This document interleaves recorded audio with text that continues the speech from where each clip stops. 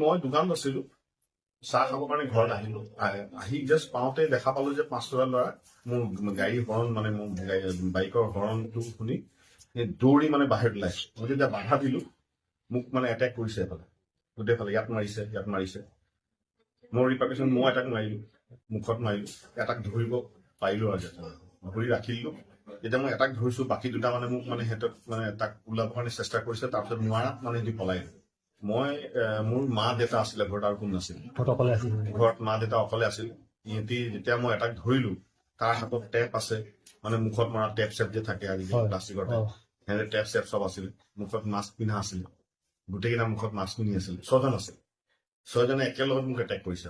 মই এজনক ধৰিব পাৰিলো, বাকীখিনি চব পলাই গাড়ী চাড়ীটো মই দেখা নাই, কাৰণ মই এটাক ধৰি ৰাখি দিছো। তাৰপিছত যদি পলাই গ'ল, বেলেগে কৈছে যে আমাৰ এই মোৰ ফালে গলিত এটা সোমাই গৈছে, দুটামান চিধা পলাই গ'ল। তাৰ ফোনটো মই পালো, তাৰ ফোনটো ৰাখি দিছো, এটা পুলিচক মই দিছো। আৰু তাৰ যিটো পকেটত মানে সেই টেপ চেপ আছিলে, সেইবোৰ পালো।